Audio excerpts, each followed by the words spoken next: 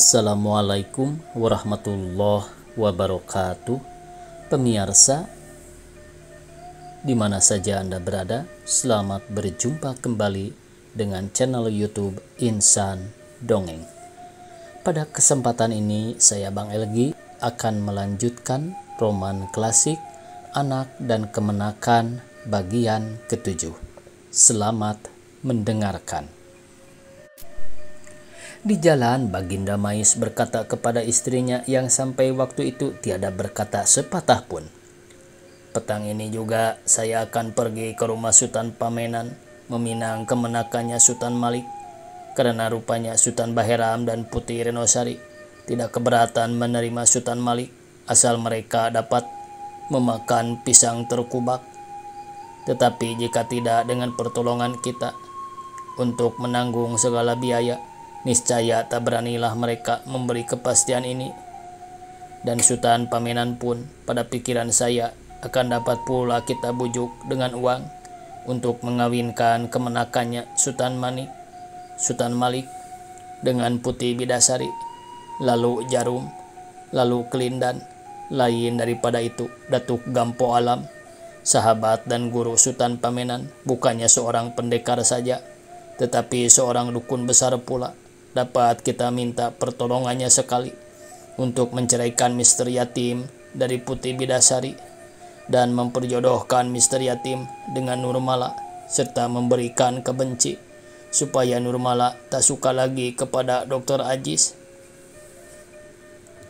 Jika demikian, rasanya akan sampai juga cita-cita engku itu dengan segeranya," jawab Upik bungsu yang sebagai kita ketahui lebih suka menurutkan kesukaan anaknya Siti Nurmala daripada kemauan suaminya Baginda Mais.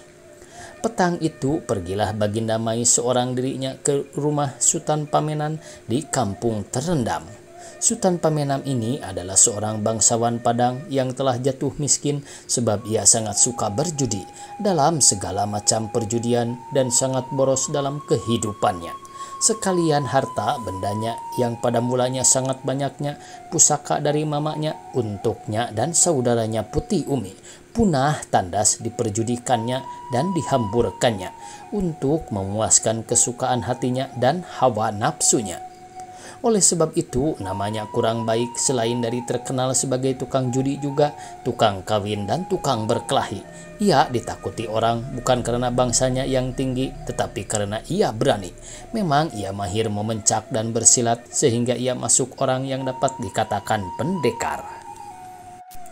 Ia suka berkelahi itu seakan-akan hendak mencobakan dan melatih dirinya dalam kepandaian berkelahi yang diperolehnya terutama dari Datuk Gampo Alam, gurunya dan sahabatnya. Tatkala mudanya ia bukannya suka berjudi saja, tetapi lebih gemar pula kawin dan mengganggu anak istri orang. Tetapi perbuatannya ini dilakukannya bukan karena ia seorang laki-laki yang memang suka kawin saja, melainkan karena ia merasa bangga kalau dapat dikatakan orang tak ada seorang perempuan yang tak dapat ditundukkannya kalau dikehendakinya. Karena hal itu adalah suatu kemegahan baginya yang katanya bersandarkan kekayaan dan keberaniannya serta kebangsaannya yang tinggi, yang di Padang memang dihargai benar-benar sehingga ia dijemput beratus-ratus rupiah dan dibelanjai oleh mamak dan orang tua istrinya. Oleh karena itu, kawinlah ia di sana-sini dengan tiada mengingat atau mengindahkan apapun, sehingga tiada diketahuinya lagi berapa kali ia telah kawin dan berapa orang anaknya, apalagi di mana dan bagaimana nasib anak-anaknya itu. Istimewa pula karena menurut adat Padang, anak itu memang bukan tanggungan bapa melainkan tanggungan mama, yaitu saudara laki-laki dari ibunya. Hampir dalam tiap-tiap kampung yang sampai keluar kota Padang di Mudik, Pariaman, Payenan, dan Padang Darat ada istrinya atau jandanya dengan anak atau tidak dengan anak. Tetapi pada waktu Baginda Mais pergi ke rumahnya, istrinya hanya seorang Jamalia yang tinggal bersama-sama dengan dia di kampung terendam, mungkin karena umurnya telah lebih dari 50 tahun, tetapi mungkin pula karena uangnya tak ada lagi. Walaupun banyak anak kandungnya sehingga tiada diketahui jumlahnya sekaliannya dan tiada dikenalnya rupanya, tetapi pada waktu itu tak ada seorang pun anaknya yang tinggal dalam rumahnya. Di kampung terendam itu yang dapat dipandangnya sebagai turunannya dan dapat melipur hatinya di hari tuanya, sehingga ia sunyi daripada keluarga dan tinggal hanya berdua dengan istrinya. Sebagai dagang di rantau orang, hanya seorang anaknya yang ada dekat padanya, yaitu Marah Udin, laki-laki yang berumur kira-kira 12 tahun. Tetapi anak ini pun tidak pula tinggal padanya, melainkan pada saudaranya yang perempuan, Putih Umi, jadi pada induk bakonya di sawahan, karena Marah Udin tidak beribu dan bermama lagi. Dari harata Sutan Pamenan yang banyak dulu itu, yang masih tinggal lagi hanya rumah yang dihuninya di kampung terendam dan rumah yang dihuni saudaranya dengan kemenakannya Sutan Malik di sawahan. Ayah Sutan Malik ini telah lama meninggal dunia dan ibunya tiada hendak kawin lagi karena sebagai janda seorang bangsawan. Sedang ia seorang putih pula, tak mudah baginya mendapat jodoh lagi. Oleh sebab itu bergantunglah ia dalam kehidupannya kepada saudaranya Sutan Pamenan yang menurut adat Padang harus memelihara saudaranya yang perempuan. Sutan Malik sendiri belum hendak bekerja karena katanya belum ada pekerjaan yang layak baginya. Tetapi sebenarnya karena pada rasa hatinya ia sebagai seorang bangsawan tak patut menyewakan tenaganya untuk kehidupannya. Perempuan Padang masih banyak yang ingin membelanjainya asal ia mau kawin. Oleh sebab itulah Sutan Malik kerjanya sampai waktu itu hanya bersuka-sukaan saja dengan uang yang diperolehnya dari mamanya Sutan Pamenan yang hidup dari kemenangan penjudiannya dan dari cukai bandar penjudian yang diadakannya.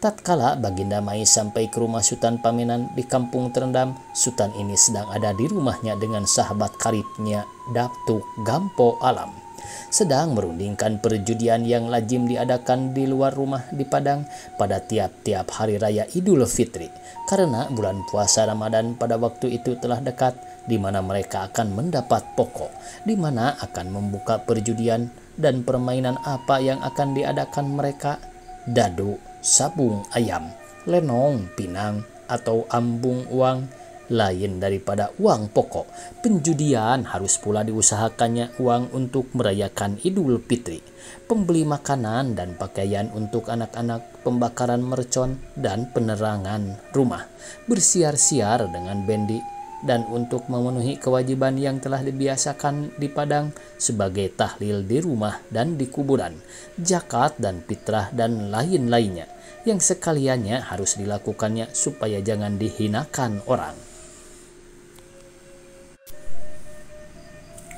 Sedang keduanya duduk berunding membicarakan sekaliannya ini dengan tiada diketahui mereka dari mana mereka akan beroleh uang sekian banyaknya. Tiba-tiba kedengaranlah salam Baginda Mais, lalu keluarlah Sutan Pamenan ke beranda muka. Setelah dilihatnya yang datang itu Baginda Mais, saudagar yang kaya itu, yang rupanya hendak berkata-kata dengan dia.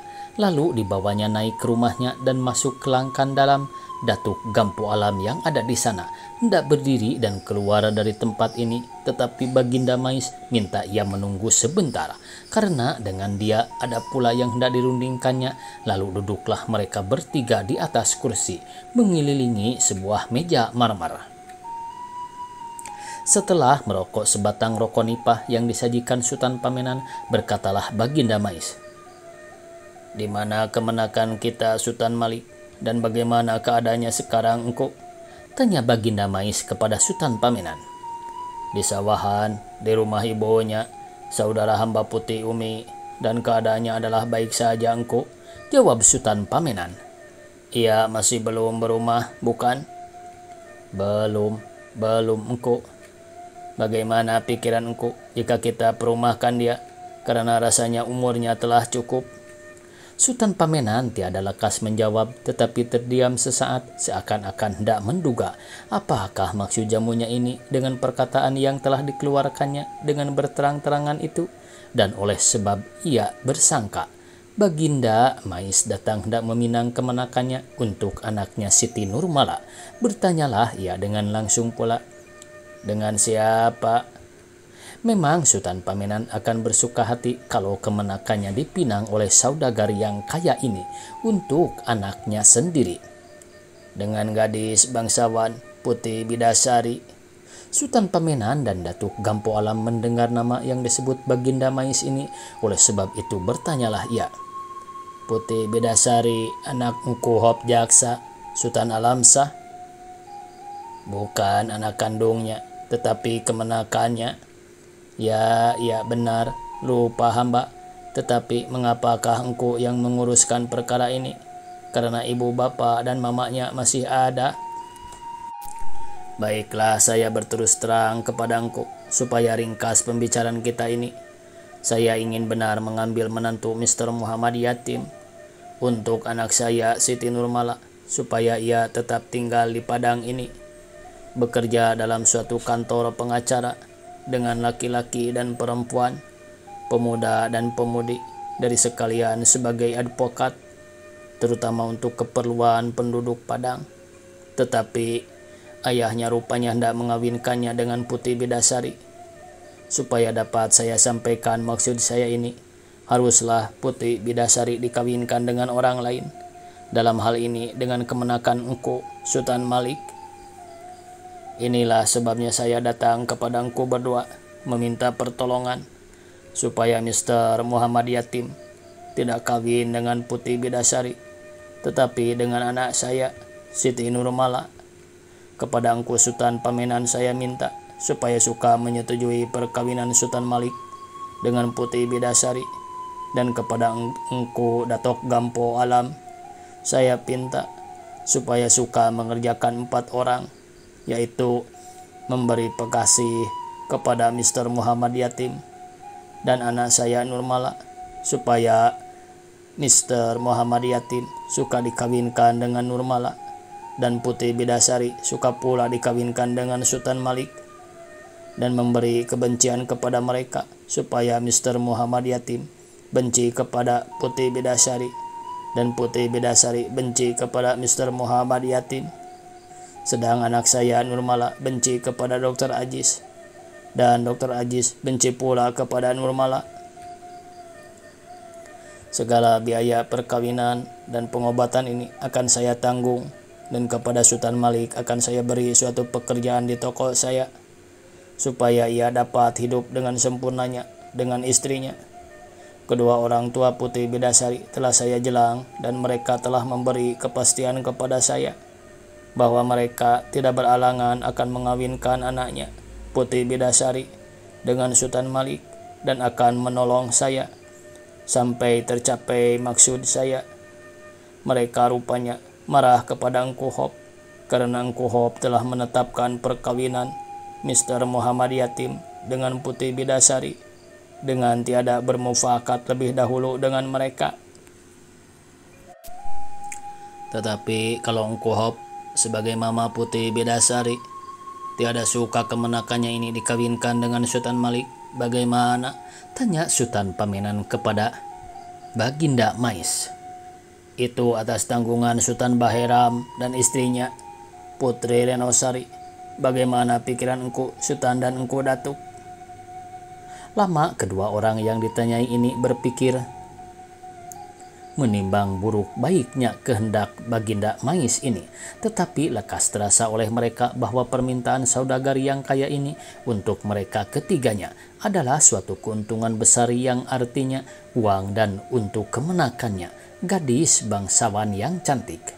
Lain daripada itu, karena perkawinan Sultan Malik dengan Putih Bidasari ini akan terbangkit kembali batang terendam, dan baiklah nama mereka yang memang mereka rasai telah lama terbendam ke dalam lumpur kehinaan.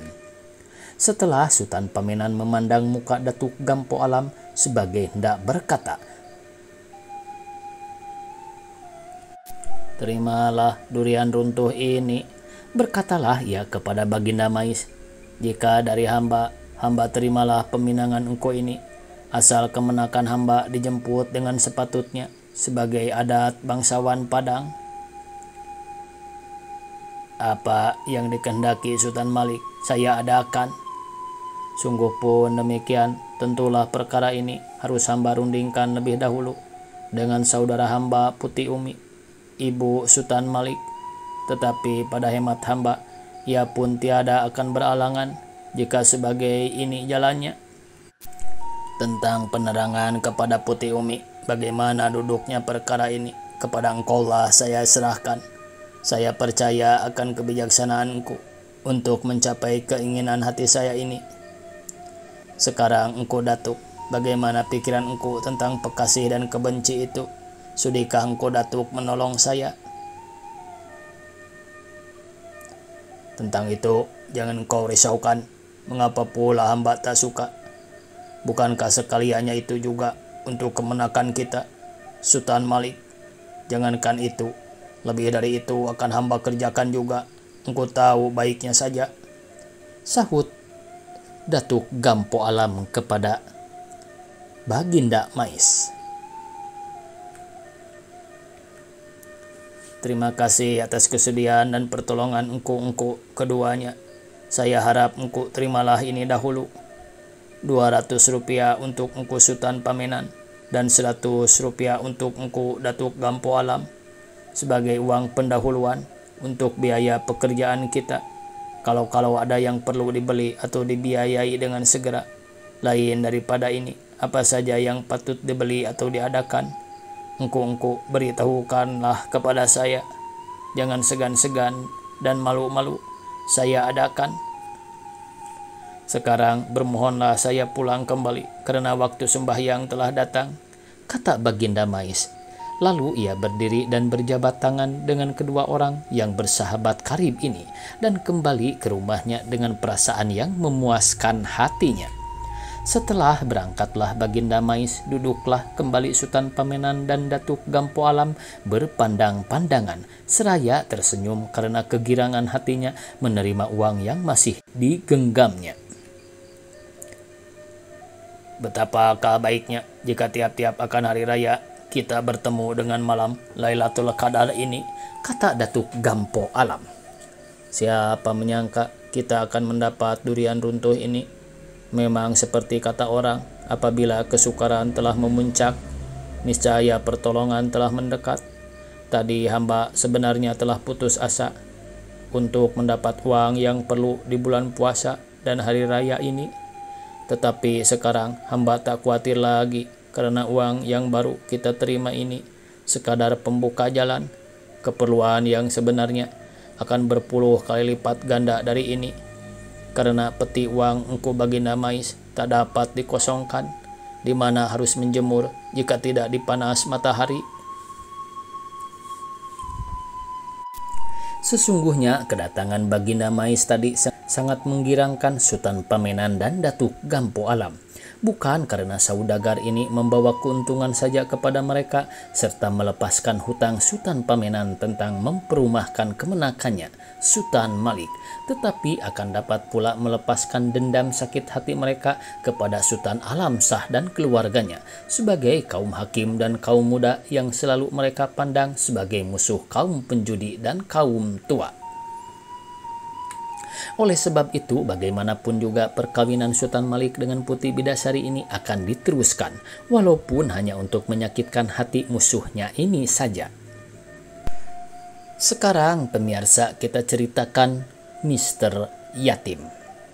Pada hari Ahad sesudah perayaan di rumah bola Medan Perdamaian di kampung sebelah, untuk menyambut kedatangan Mr. Yatim, pergilah hakim muda ini dengan adiknya Putih Bidasari bertandang ke rumah Dr. Ajis di Kandang. Karena demikianlah kesukaan kaum muda di Padang apabila tak bekerja, berkumpul-kumpul di rumah bola atau di rumah seorang daripada mereka, bersuka-sukaan, bersenda gurau, makan-makan dan minum-minum.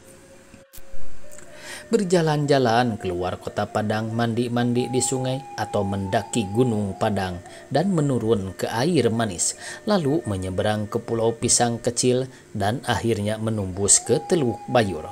Kadang-kadang mereka berperahu ke Pulau Pisang besar memancing ikan dengan membawa bunyi-bunyian. Tentu saja kelakuan perbuatan, kesukaan dan pikiran mereka ini tiada disetujui, bahkan dicela dan dihinakan oleh kaum tua yang masih lebih banyak di padang. Kaum muda dikatakan mereka kebarat-baratan, tiada menurut adat istiadat, dan tiada mengindahkan agama lagi. Dengan demikian terjadilah dua kaum di padang, yaitu kaum muda dan kaum tua, yang bertentangan di dalam segala-galanya sehingga bermusuh-musuhan. Tetapi kaum muda yang telah mendapat didikan tiada mengindahkan celaan dan permusuhan dari kaum kuno ini, melainkan terus melakukan aturan mereka, karena mereka yakin akan kebaikannya. Habis pemirsa, waktunya. Mudah-mudahan esok kita bisa berjumpa kembali. Sekian, billahi taufiq wal hidayah. Wassalamualaikum warahmatullahi wabarakatuh.